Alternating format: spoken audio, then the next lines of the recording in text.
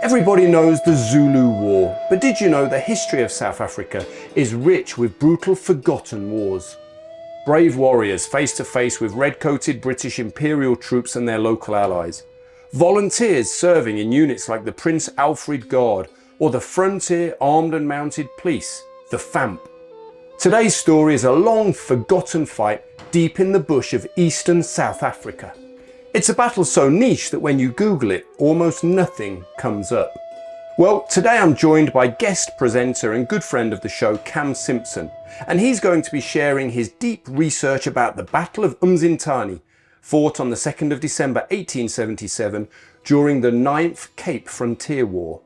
The battle saw thousands of Xhosa-speaking warriors surround and attack a small force of colonial volunteers. Can they wipe them out like the Zulus did at Isandlwana? Or will it be more like Rorke's Drift? I don't give a damn. It's a story full of pluck, excitement and incredible bravery by the men of both sides. Let's get stuck in with Cam and learn a little bit about the background to the war and to the battle. Okay, let's quickly just look at the background. How did the 9th Cape Frontier War come about? It's also referred to as the Wedding Feast War or Nyachibi's War. And Nyachibi was the groom, a Fingo groom, at a wedding, and they've invited some Gcaleka along. The relationship at this stage between the Fengu and the Gcaleka was that since the time of the Mfecana in the 1820s, 1830s, the Fengu had been subservient and working under the Gcaleka. In more recent years, they'd strongly allied themselves with the government, and they provided excellent light infantry during a time of war, and they became really well known for this. And there were some great personalities from the Fengo levies that emerged. So there's this wedding, a Fengu wedding. Nyachibi's the groom. A fight breaks out later on.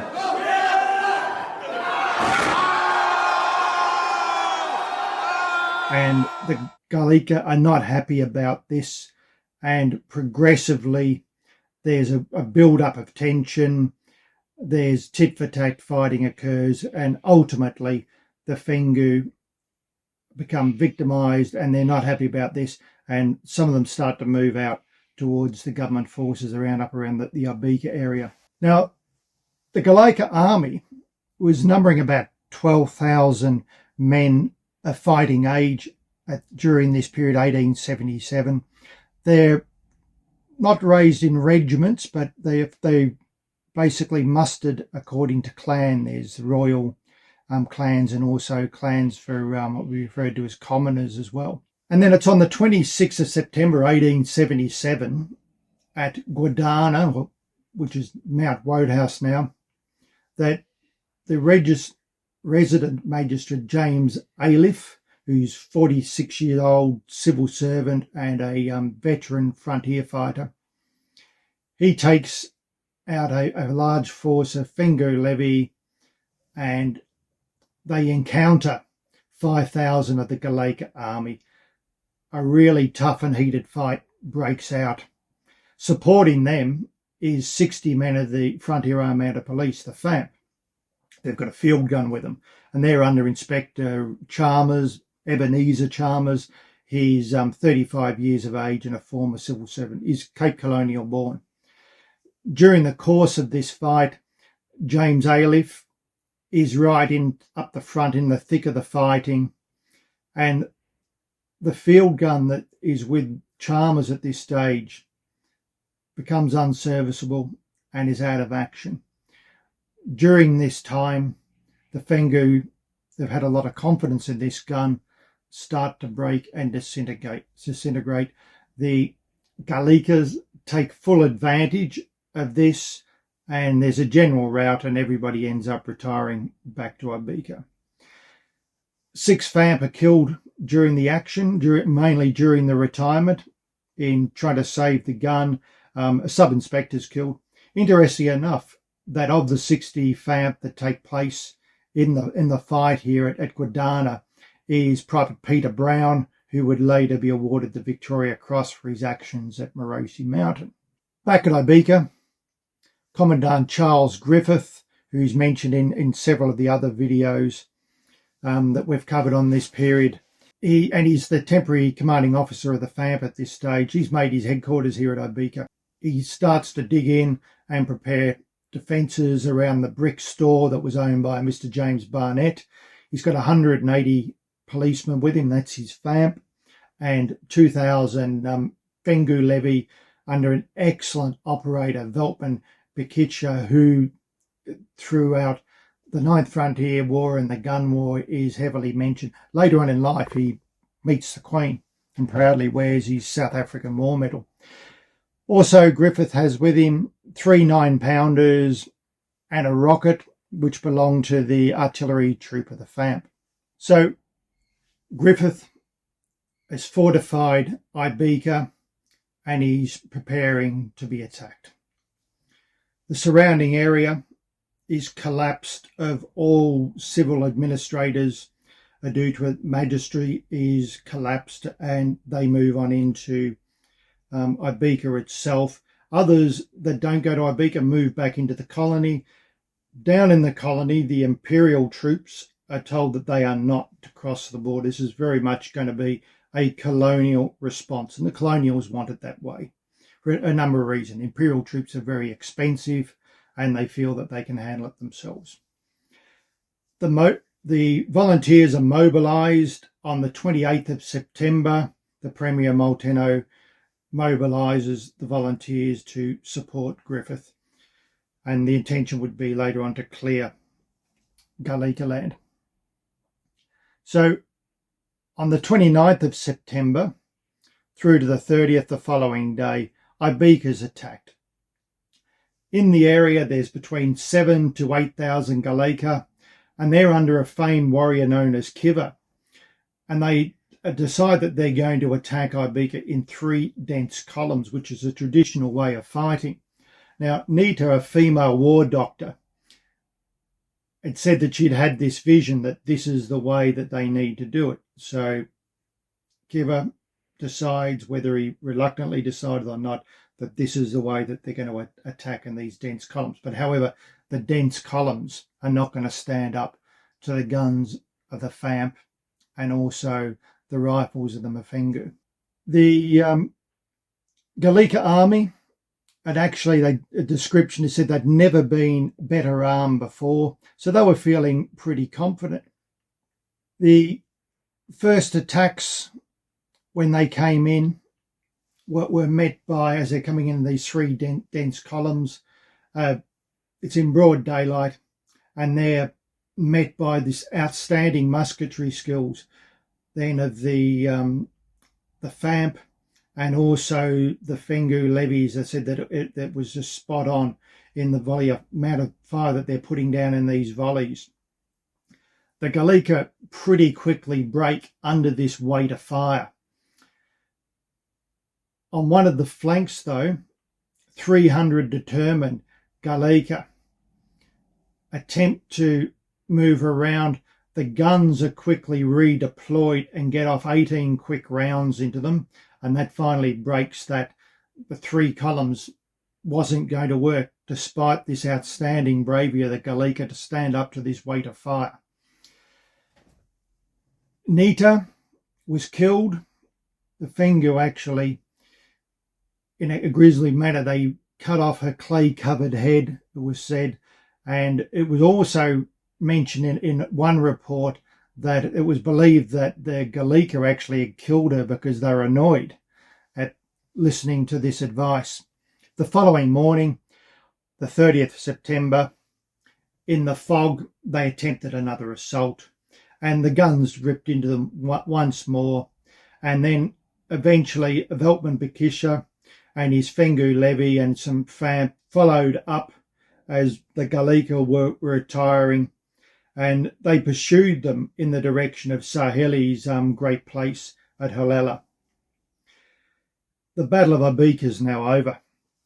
It was estimated that the Gcaleka lost 350 killed during this action.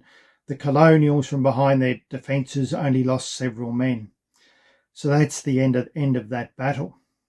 If you like stories like this, be sure to subscribe to my mailing list over at redcoathistory.com/newsletter. When you do that, you'll receive your free ebook all about the Battle of Umzintzani, and I'll keep in semi-regular touch with you with an email every 2 or 3 weeks. In the email, it'll be links to stories that I've found online, to some of my own videos and content, basically stuff that anybody who loves British military history will appreciate. The Battle of Ibeka is concluded, and it was said then by the Cape government that the Battle of Ibeka actually arrested the tide of invasion and afforded the Cape Colony time to collect its forces for the struggle that was going to go on ahead. And this is mobilising the burghers and the volunteers mentioned earlier on. So by 9th of October 1877, Saheli has been stripped as being a chief, and Griffith, pressured by the Cape government to move, mobilises 4 columns, and then they move in and they destroy Saheli's great place. Soon after this, Captain George Grey, with a column of 150 men, they become engaged twice against 2,000 Gcaleka under Kiva and another chief by the name of Watoma. During this fight, they result in driving off the Gcaleka, who suffer 50 casualties. The volunteers only have 2 men wounded. Now, this becomes known as the Battle of the Springs, and back home, these are pretty much all East London men. Down in East London, they're being referred to as our boys. And the Battle of Springs was celebrated. In the big scheme of things, it was nothing more than a skirmish, but like what Gordon mentioned earlier on, that, when he's talking about the victory at Umzintzani that came later on, for them as volunteers, this is a big deal. So this is the way that they looked at it. And for many years on the annual anniversary, there would be dinners and banquets for our boys. So Griffith, from the 18th of October onwards, he moves into Gcaleka land and they start to clear it. At the same time, Saheli wisely decides that he needs to move his cattle, their wealth, their women and children out of Gcaleka land, and they move them into Gwadana land, which is over on the Natal side. The Gcaleka army then descends into the valleys, the wooded valleys that is, and they just lay low. They're going to let Griffith patrol around, waste their resources, as Saheli's moved everybody across into Gwadana land. And it was on the 2nd of November 1877 that a Captain Zach Bailey, who's mentioned in some of our other videos of Morosi's Mount and the Gun War, he's later the 9th Foot, he's English, 38 years of age. He's charged with commanding a column from Ibeka to Fort Bowker that included the Prince Alfred's Guard, the Cape Town Rifles, the Prince Alfred's own Cape Town Volunteer Artillery, which in this small column that was known as Bailey's column, they were just referring to them as the Cape Town Artillery. And then they had some very excellent men from the Grahamstown Volunteer Horse Artillery. It numbered about 130 men. They were sent off on a task to patrol the Bashi Valley. Interesting enough, a member of the Prince Alfred's Guard described the Cape Town regiment at the time as being a disgrace to Cape Town, as they initially had neither arms nor ammunition. Come on, it's not hard, but that's the way that they appear to have been deployed, and several men were quite annoyed at this. He did say that the Cape Town artillery were a fine lot of men, but however, they were only small in number. It's just one gun detachment. However, Bailey knocks them all into shape. Then on the 29th of November 1877, Griffith, following a lot of bad weather, prematurely called the war off and said, that's it, we're pretty much done here. And they wished to disband the volunteers and send them home. Volunteers in frontier warfare are never keen to leave their homes. Some of them are running businesses, they've got large families. And if you're running a business and you're very much the epicenter of that business and the driving force, you want to be there to make it successful. And men, obviously, and you can understand this, were very frustrated by this. So they knew that they needed to demobilise these guys as quickly as possible. And it was also costing the keep in the field. But however, the question was still hanging out there. Where is the Gcaleka army? Where are they? Captain Zach Bailey is then ordered back to Ibeka, and his small column, they've got an 18-mile non-stop march back, and the men are pretty exhausted. So it's the 1st of December 1877. Bartle Frere is happy with what's happened, and in discussion with Molteno, the Premier of the Cape, they assume Gcaleka land, and it now becomes a part of the Cape. Meanwhile, at Ibeka, Griffith is still concerned about where is the Gcaleka army, where are they located. So he decides to grab number 9 troop of the FAMP under Inspector Bourne, who's a 33-year-old Englishman and spent many years in the FAMP. He gives him Bailey's columns, Captain Bailey's column, and their task is to patrol on a 6-day patrol down the road from Ibeka, pass through Holland's Shop to Mazeppa Bay on what's really a reconnaissance. Let's just take one more patrol through the country and see what's out there. Parallel to this, the Fingu levies under Inspector Alan McLean of the FAMP. He's one of the 5 McLean brothers that were very prominent in the 9th Frontier War and the Gun War, and one of them even served up in Zululand as well. He's sent with his Fingu, who are mounted, and predominantly mounted, that is, and they're going to patrol into the woods and valleys and try and flush out any Gcaleka that are laying low. So he's got his number 9 troop. He's got the volunteers under Bailey, and Bailey's commanding all volunteers. So he's got his Prince Alfred Guard, and that's what they call the 2nd Active Service Detachment of the Prince Alfred's Guard. They're under Captain George Gordon, a 37-year-old Scotsman.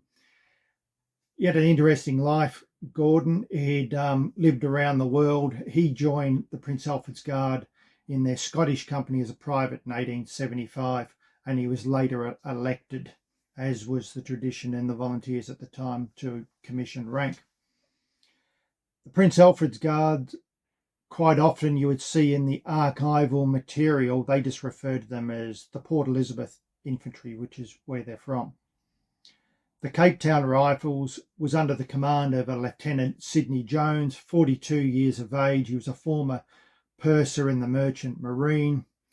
Like Gordon, he too was elected to his position. Then you've got a Lieutenant Philip Steiger. He commands the Cape Town Volunteer Artillery. They're using the gun that actually broke down at Gwadana, which is a 7-pounder. Now, he's an interesting character in himself.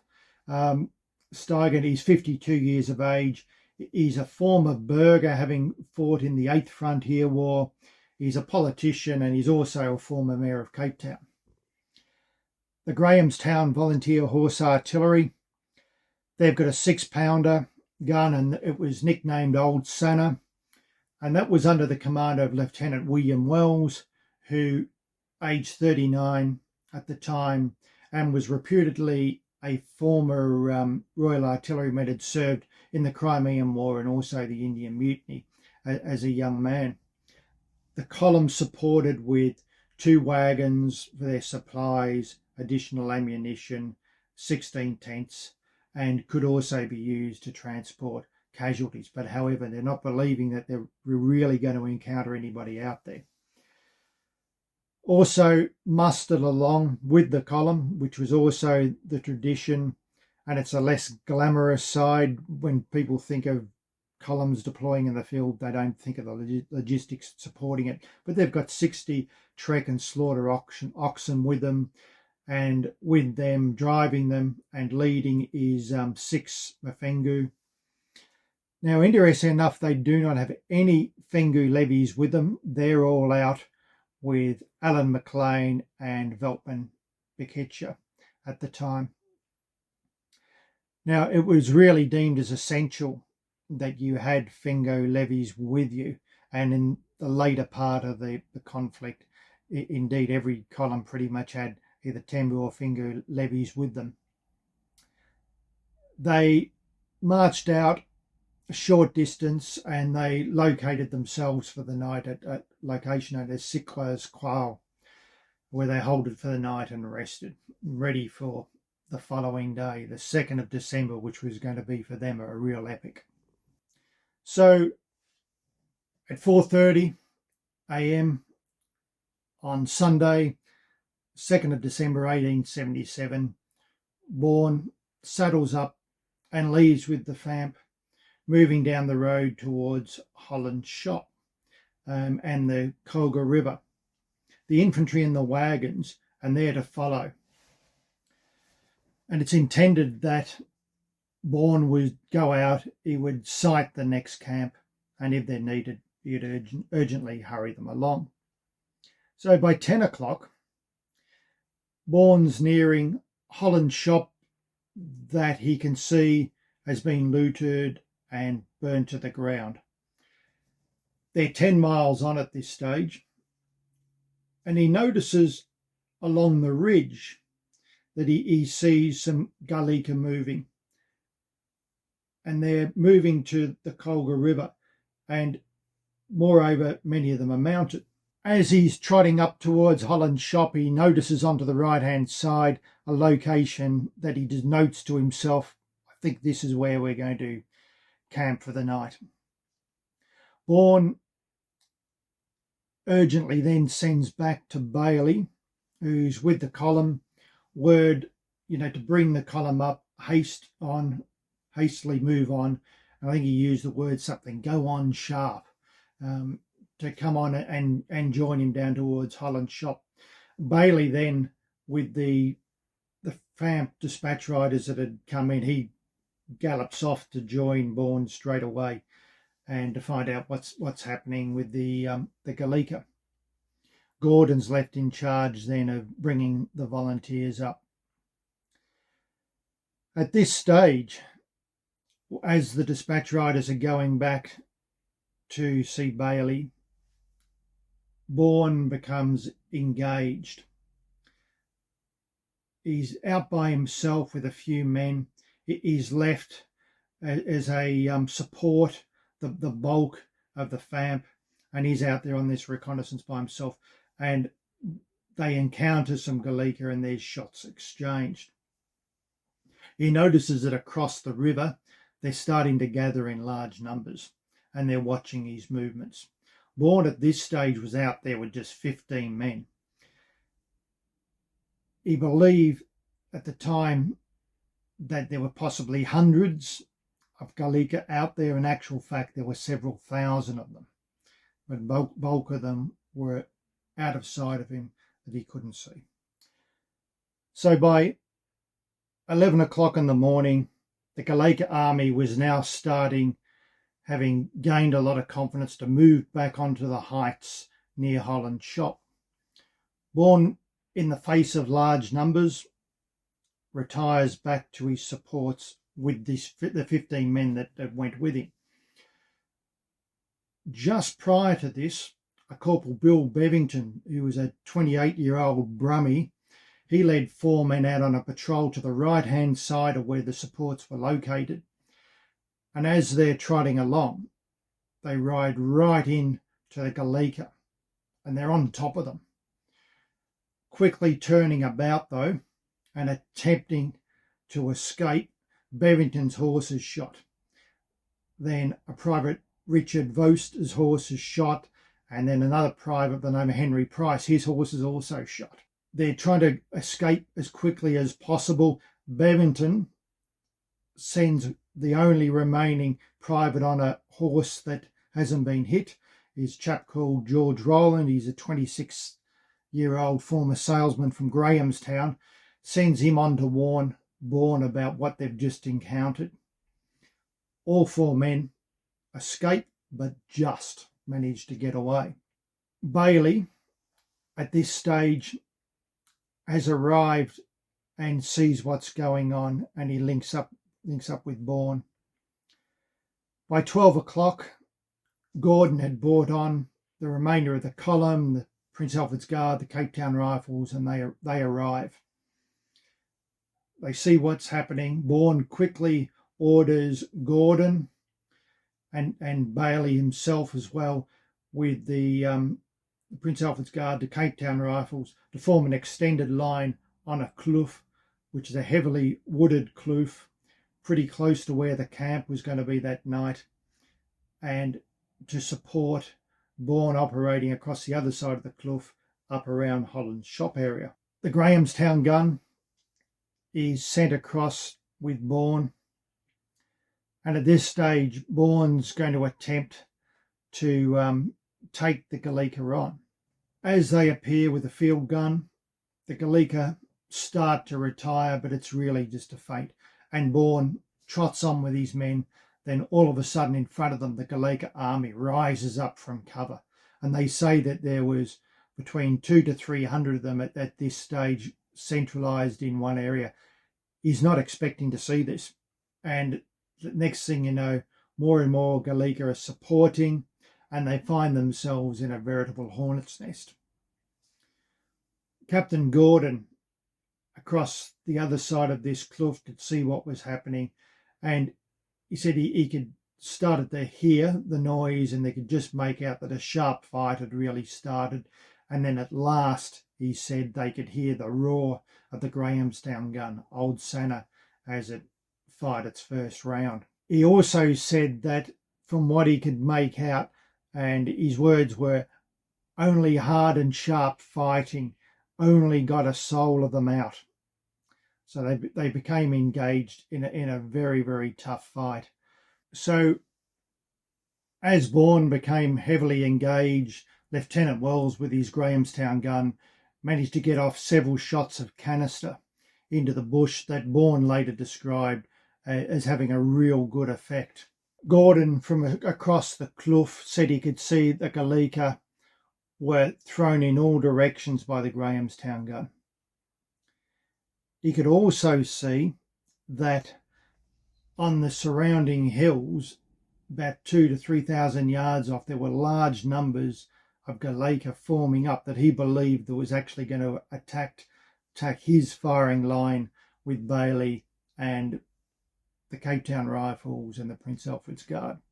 With them, the Cape Town artillery under Steiden managed to fire off 3 rounds, but however, it was completely ineffective, and it was only the third shot that got within 200 yards of the Gcaleka at that range.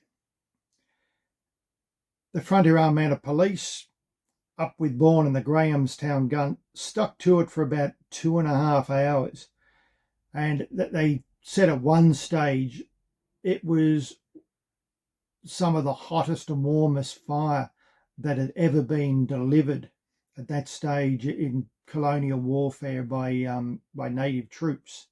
They were pretty much, surprised at what they were encountering here, but however, the firing line held, and with it moving around slightly, the Grahamstown gun fell silent. It needed to be redeployed. Wells tried to get a number of shots off, but as he was doing this, the fan were moving in front of him, so he completely got in the way of him. It was a Private Erasmus Wesley, who was a 30-year-old Londoner. He was the son of a civil engineer. He was Bourne's horseholder that day, and he was wounded. Bourne grabbed his horse off him and told him to get away. In doing so, Wesley's trotting off. He's wounded. Then he boldly decides, no, he's okay. He's going to turn around and he's going to engage the Gcaleka. Next thing you know, he, under the weight of fire that Gcaleka put down on him, it startled his horse. His horse bolted and he took off and it left him alone. The Gcaleka moved on him and they assegaied him and killed him. Later on, as the Gcaleka were around his body, his comrades were firing and they shot 3 Gcaleka over him. Late after the battle itself, later in the day, it was discovered when they found his body had upwards to 30 assegai wounds and his intestines had been torn out. It was a sad end to Private Wesley, the 30-year-old Londoner. Confusion started to set in about this stage, and about 10 to 15 men of the Fortifying Mounted Police turned and bolted in what was described as a messy withdrawal. Sergeant Robert Fraser, a banker of the Grahamstown gun, had his horse seized by a panicked and dismounted Fortifying Mounted Police chap. Fraser himself only got out by clinging to the gun carriage as it was making good its escape out of action. The Gcaleka at this stage were up and yelling and completely invigorated as they could see that the police were being forced out, hotly pursued them. They got within 40 yards of Fraser at one stage, and as the Grahamstown gun is moving over some broken ground, it all of a sudden became unlimbered. Bombardier Alex Jamison very, very bravely leaps off the limber. The limber's got to turn around to come back to the gun. He moves to the gun. He's there by himself, and all around him, the Gcaleka are moving in. It was described at one stage, they said they were right on him. Several members of the Fortifying Mounted Police managed to get some shots off at those that were very close to him. Then the gun joined them and they managed to escape it and get the gun off the field. Very, very, very close engagement. They were lucky to pull it off. So at this point in time, Bourne has rallied his men as best he could. The bulk of them are now out of harm's way and off the field, but the Gcaleka is still moving in very, very quickly. Several of the FAMP had managed to also jump the D-horse FAMP, that is, jump onto the gun carriage as it was moving out and escape. Bourne, along with 2 sergeants of the FAMP, managed to personally cover the retirement. This is 3 men facing now up to 2,000 Gcaleka. The Prince Alfred's Guard and the Cape Town artillery couldn't get any shots off because they were in the way. But however, the three of them managed to escape and get out of there. The whole force musters back at the campsite that Bourne had selected earlier. The Gcaleka, according to Captain Gordon, were now on every hill. He'd been watching the events with Bailey and he could see that Gcaleka were moving all around them. But however, it was believed that after the day's events, they wouldn't attack them, and they decided that they'd settle in for the night and camp where they were. But they were still going to make preparations, though, wisely, because they were going to need it very soon. At this point in time, it's really about 2:30, 3 o'clock in the afternoon. So the location that they form this camp is at the Umzintzani River, or also referred to as Umzintzani, which means the Valley of the Burning Bush. The square that they form around the 16 tents that they established, it's only about 100 by 160 yards. Either side's very, very small square. Every man has been allocated a pre-positioned location that if there's a stand to, they're going to quickly form up. And the men are instructed that if they do this, that they're possibly going to fire from the prone position as well, because it's thinned out in one line. They haven't got the room at this stage to form up in double lines, a rear and a front line, to put down volley fire, so they're in a single firing line. Very, very thin, very, very vulnerable. Each man's got 55 rounds of ammunition being issued to them. So the front is held by 30 men of the Prince Alfred's Guard. The right was held by the Front Around Mounted Police and several Prince Alfred's Guard. The rear is held by the Prince Alfred's Guard, and the left is held by the Cape Town Rifles. The front left-hand corner is where the Cape Town gun is located, and the front right-hand corner is where the Grahamstown brass gun Old Sanner is located. So it's now 4 p.m, and it was quite clear that the Gcaleka is still out there. They're seen all around the camp in numbers. This was described as the flower of the Gcaleka army, and it was under Boltman and Chief Sikwa, who was Sahili's son. Sahili, who was also in the area, had sent them off with his blessing and was observing from the distance. At this stage, Bourne is still comfortable with what's going on. He's just observing. The men are being fed. And it's at 6 p.m. that they take out the picket posts and they mount the guard duty for the night, and they start to break into night routine. At 6:30, though, the Gcaleka advanced in what was described as dense masses again. Now, bearing in mind they'd been observed on the hills around them, but what emerged was between 500 to 600 mounted Gcaleka, supported by some infantry as well, were approaching. And the alarm sounded by a bugler, Alexander Ferguson. Incidentally, that bugle is still held today by the Prince Alfred's Guard. And the men stand to. One man said that, we really didn't have much time to fall in on parade, but everybody stood to their assigned positions.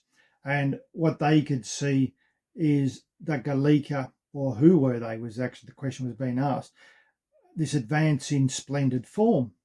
So at this stage, Lieutenant Stigant, he loads a round into his gun, and they're preparing to fire shrapnel at a distance of 1,800 yards was the estimated distance that these mounted men approaching were.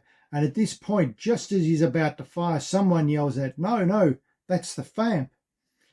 Because they came to this conclusion because they were riding exactly how the FAMP would ride in a very well organised and tight formation.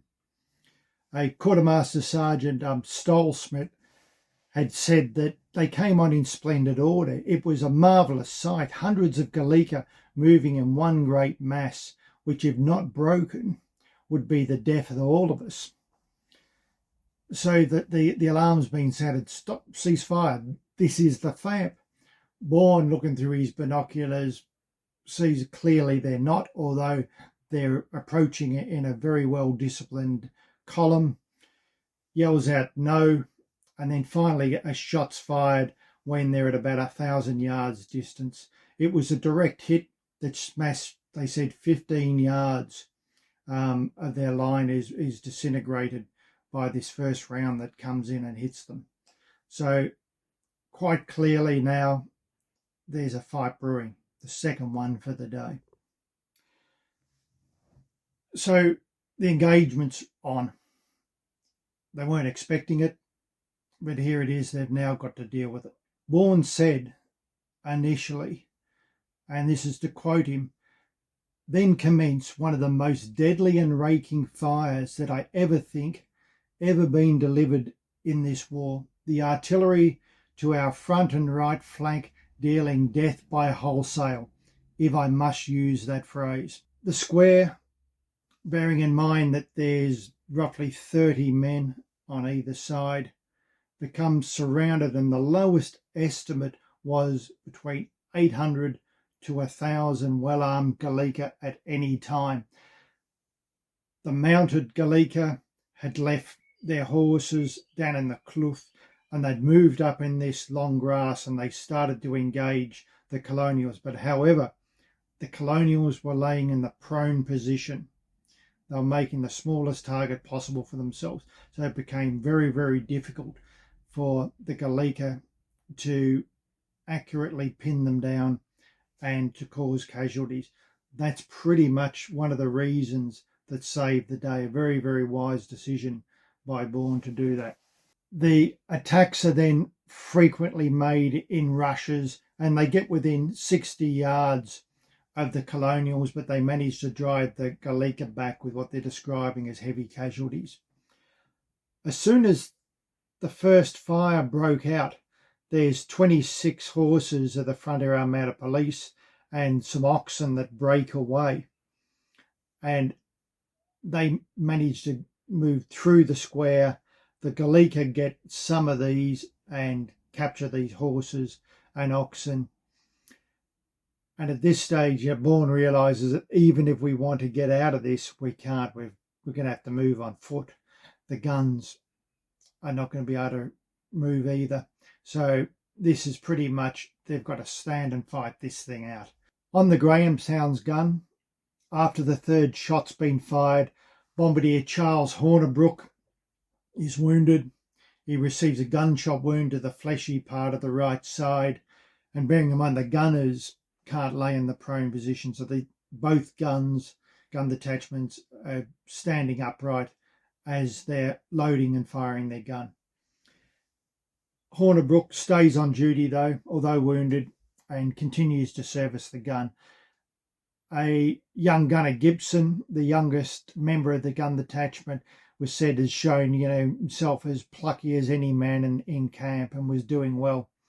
Later on, Captain Gordon, when riding of the Grahamstown gun, said, their service was outstanding, and Grahamstown has got every reason to be proud of these men. They turned the gun and fired down at one stage down the side of the square, enfilading fire as the Gcaleka were moving up. He also said that Wells is a splendid man, cool as a cucumber. Wells said himself that his men were very, very cool during the fight, and all they wanted to do is have a chance to show what they're made of. Wells and Stigant fired about 33 rounds from both the guns during the engagement. So back at Ibeka, Griffith could hear the guns firing. He knew something was afoot and was naturally frustrated. He then decides that he's going to send Sub-Inspector Edward Hatton out to his assistance. And it was a little bit later, it was about 9:30 in the evening, that one of those Mafengu drivers that had managed to escape had initially hit in a pool of water, and then he covers the 10 miles back to Ibeka, where he's able to first give a first-hand account of what he's seen at that particular time. Gordon, later on writing of his men, his Prince Alfred's Guard men, he said, "Our fellows fought like devils. Upon my soul I enjoyed it. Fear vanished, and I called on them to wire into them. The fellows cheered and chafed and wired in like very veterans, fearing no exposure and laughing at close shaves." Interesting terminology, but that's a particular quote. It's at 7 o'clock that a private Henry Philip Barron, a Prince Alfred's Guard man, who was a 23-year-old clerk from London and more recently had been working in the office of the Port Elizabeth Herald, he's shot in the head and killed. In actual fact, he has a gunshot wound, comes from behind, originally hits him in the back of the head, exit wound through the eye, drops down dead. And that's the end of the private Baron. A sad state of affairs, but the men were a little bit rattled at this stage of him going down. Private Robert Whitehead, also the Prince Alfred's Guard, was talking about, at this point in time, his laying down in the prone position still, hiding behind an ammunition box. And what he's talking about is that these heated little gun battles that were going on between the Gcaleka and the Prince Alfred's Guard at this point in time, at a relatively short distance, like 50 to 60 yards, etc. And what he says is during the engagement, I took cover behind an ammunition box. That box saved me. There was a sniper working, lying behind a boulder at distance, out of about 150 yards. He first wounded the man to my left. Then my box received 2 shots. Next, he wounded the man on my right. Then my box received 2 more shots. Next, he wounded the man on my right, then returned back to my box again. The man on my right located him. I fired 3 shots at him. He was then silenced. Whether I got him, I cannot tell, as others may have fired at him. Anyway, I got the credit for it. We found that he had 2 bullet holes in his forehead. This was later on after the battle.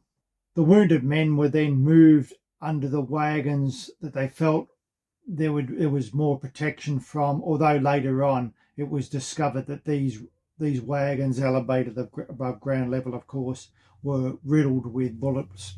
At 6:40, Quartermaster Sergeant Harry Stolsmith of the Prince Alfred Guard, he's on the right-hand side up near the Grahamstown gun, very close to where Barron was when he was shot, and he's shot in the groin. The bullet wasn't removed, and it was too close to the artery.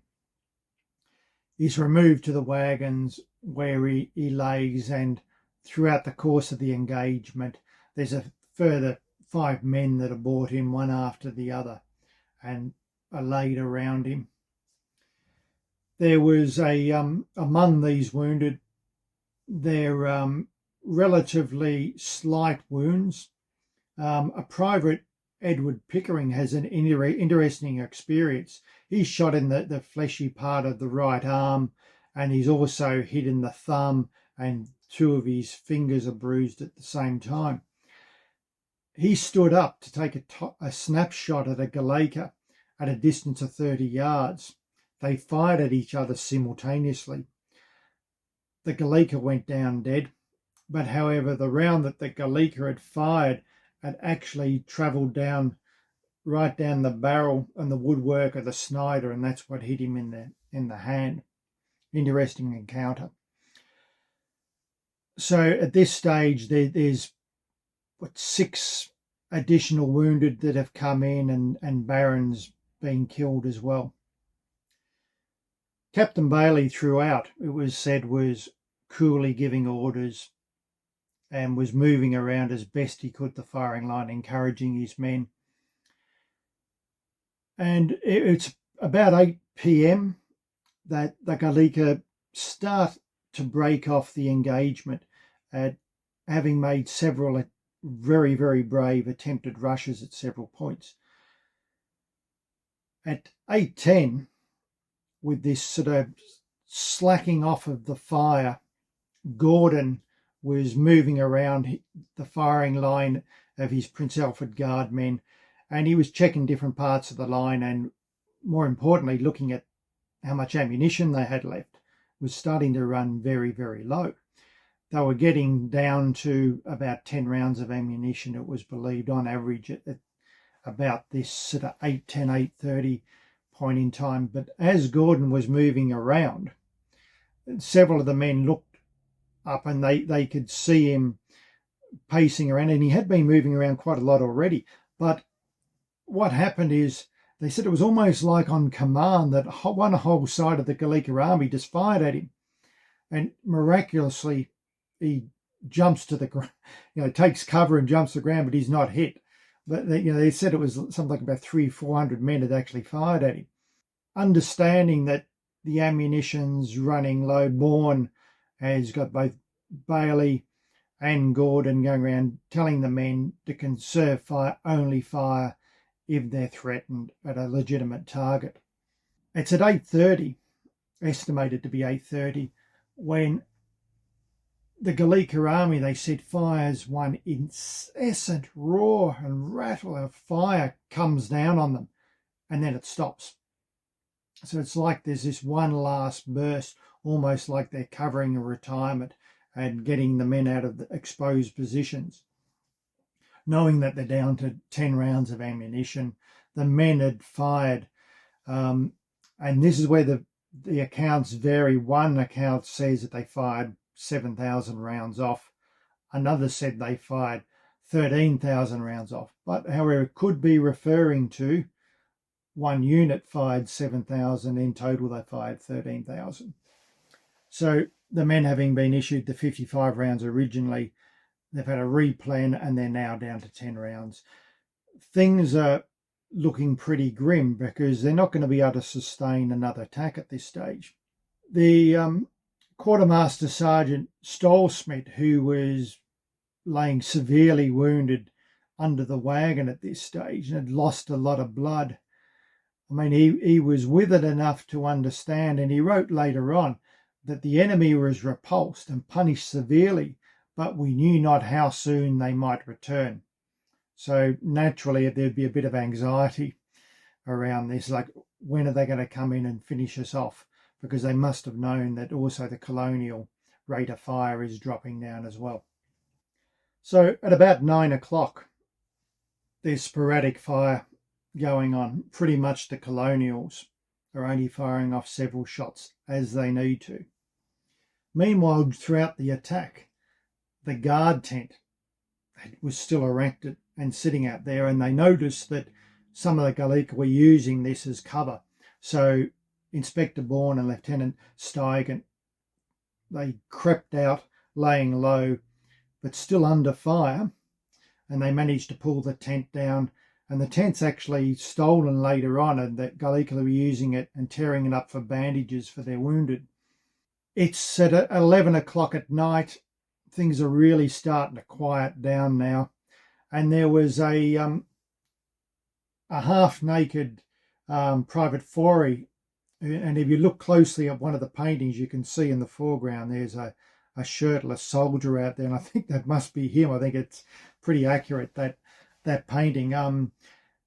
When the alarm was sounded originally, he was out washing himself outside the perimeter and had to abandon his shirt, but he crawls out later on and finds his shirt around this collapsed tent, and then moves back in. It's at the same time that Sub-Inspector Hatton and 26 FAMP and 6 volunteers arrive from Ibeka.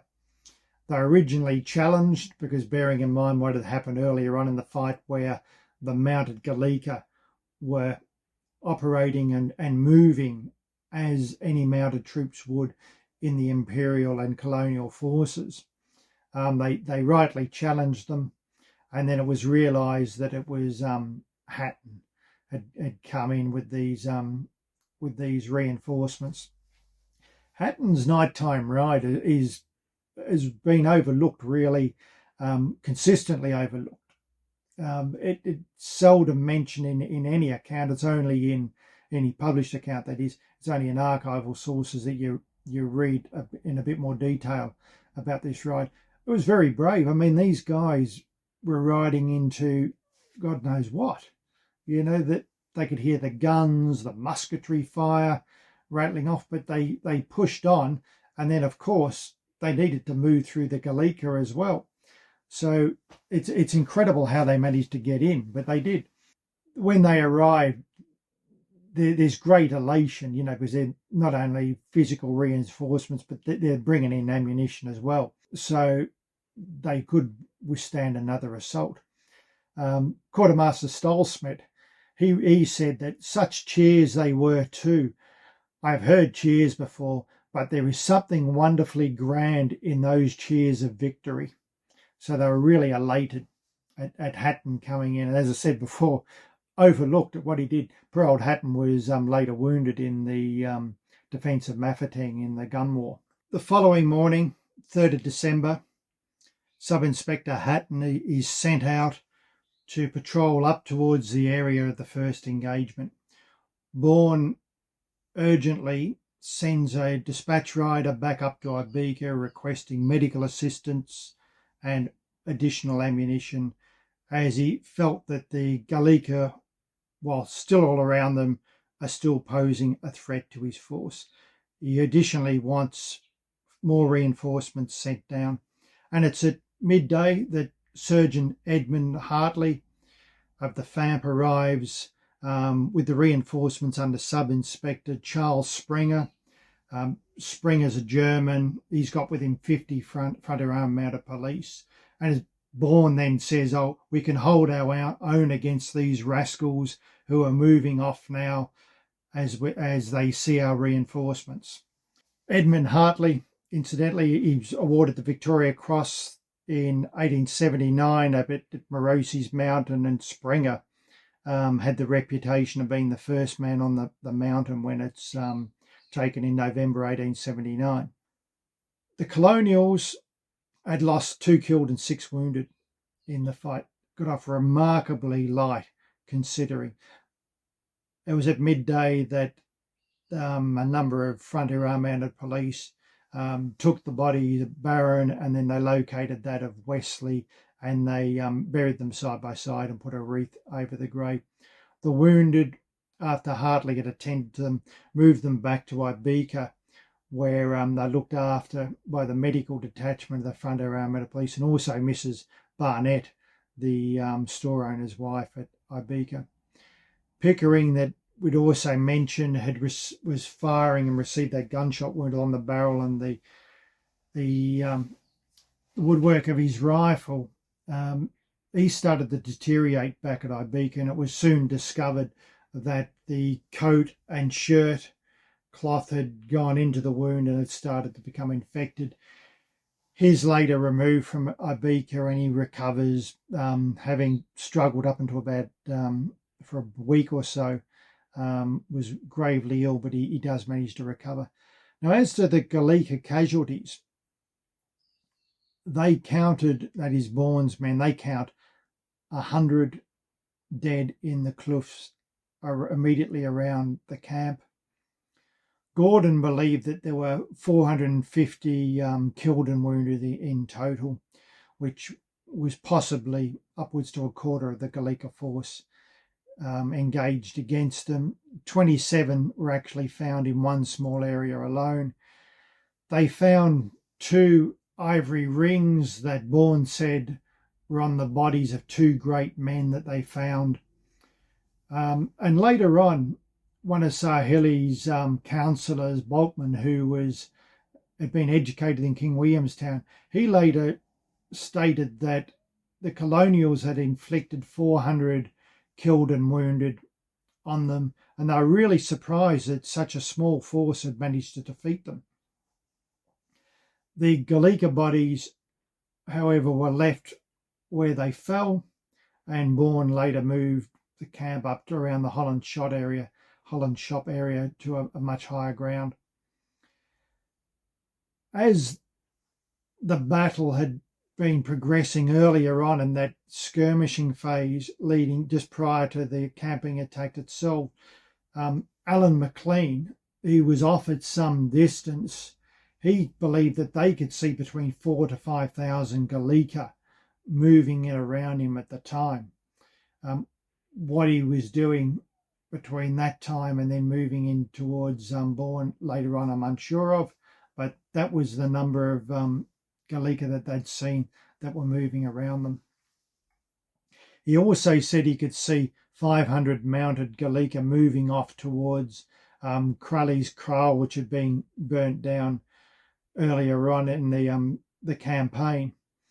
And he believed that that force was out in case it was a blocking force in case Bourne had tried retiring. But then the question's got to be asked, why did they not encounter and take on Hatton as he moved on through?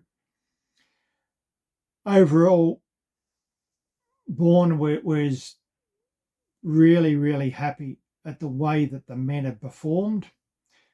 Between the police and the volunteers, had always been, the police in this pecking order, looked down their nose at the volunteers, but he was really happy at what he'd seen. And he said for the most brave and gallant behaviour of the volunteers and artillery under the commander, Commandant Bailey, I'm calling him Commandant in that statement. A few police took part. Too much cannot be said in their praise, and I sincerely trust a special mention will be made to the government. So he's really praising them here, and he's using the words, most brave and gallant behaviour. So in conclusion, why were the Cape forces not defeated in the face of such overwhelming Gcaleka forces? In my estimation, it comes down to these points. The guns themselves were very, very effective in breaking up the initial assault. It also alerted the fact Griffith, when he heard the guns, that something was going on out there, and he got Sub-Inspector Hatton out on the road pretty quickly down to reinforce Bourne. Also the fact that when the ammunition was running low and they were down to 10 rounds each, the Gcaleka army possibly should have reinvigorated their attack and driven it home, and they would have overrun the Cape Colonials. It's probably due to the fact that, coinciding with the men being down to 10 rounds, the Gcaleka were suffered heavy casualties, and they're probably thinking at that time, we need to cool this thing off. It's pointless going on. It's just not worth it. Also, there was the fact that the colonials were laying in the prone position. They're making themselves smaller targets, and materially, we ended up with, at the end of this thing, we can see that they've got 2 killed and 6 wounded. Quite incredible, really. But that's testimony to the fact that Bourne was smart enough to realise that he can make his square a little bit bigger, and the men can lay in the prone position, and gets a relatively cover. The Gcaleka fire was also recorded by several people as being too high, so that also materially helped. The reinforcements under Hatton also would have deterred them for an attack, and then moreover the following day, when you've got Sub-Inspector Springer and Surgeon Hartley arriving down, and then all the Mafengu levies coming into the area, that also greatly helped them to deter and call off any possible discussions of further attempts. It was an all-colonial affair in the defence, and hats off to them. The volunteers, the Frontier and the police, working well together, managed to pull this off. Captain Robinson of the Royal Artillery, who was on attachment to the Frontier Armed Police, is commanding their artillery troop. He fought at Ibeka. In actual fact, he was referred to by several people as being the hero of Ibeka, as he employed his guns so effectively. He also was to write later on that this was the hottest contest of the war to date, more so than what had occurred at Ibeka in his estimation. So for the Prince Alfred's Guard, this is their debut, their first real fight that they've ever been in as a regiment, and they decide that they're going to adopt Umzintzani as their battle honour. It also appears across their collar badge that they wear on their collars, embossed on a Gcaleka shield with crossed knobkerries immediately behind it. One of the Prince Alfred's Guardsmen was to write later on, "As long as I shall live, I shall remember Sunday, 2nd December 1877. They later, as a regiment, placed an obelisk memorial over the battlefield, and for many years to come, they would return to the battlefield on the anniversary and hold a commemorative service. Also in Port Elizabeth, a similar event was also held. This did draw the Gcaleka army out, and it concluded the first phase of the war. The second phase involved the imperial government being involved, more volunteers being called out, where they would systematically move through Gcaleka land and effectively destroy the Gcaleka army. At the same time as the Umzintzani veterans are leaving, in 1878 the Battle of Gwadana has been fought, and that was where the decisive victory occurred in what was really now being referred to as the Transkei. Of the men that fought there with the colonials, Quartermaster Stolsmith, who we talked about, he later moved to Queensland in Australia. Then there was a number of 9-troop front of armada policemen that went off and did interesting things. At the Battle of Rorke's Drift, serving with the Natal Mounted Police was a former 9-troop man, Sid Hunter, who's killed on the 23rd of January 1879, getting out of the hospital at Rorke's Drift. Sergeant Fraser of the Grahamstown Gun, he later went on to serve in the Matabele War in 93. One of the artists that has left us with a painting of the battlefield was a chap called Gordon Christian, who was serving with the Prince Alfred's Guard. In the second phase of the war, he served as a regimental sub-major in a unit known as Baker's Horse. In the Zulu War, he was serving as a trooper in the Natal Carbineers, having recently been discharged from Baker's Horse, and he's killed at Isandlwana on the 22nd of January 79. Sid Jones, that was the young subaltern that commanded the Cape Town Rifles. He later served as a captain in the Northern Border War. You've got Corporal John Condery, Cape Town Rifles. He was formerly a private in the 44th Foot. Whew, what a fascinating battle that was. Thanks a lot to Cam for sharing his incredibly deep research. If you liked that episode, please do be sure to comment and subscribe. Let's let the famous YouTube algorithm know that stories like this should not be lost to history. All right, guys, I'll be back with another video next week.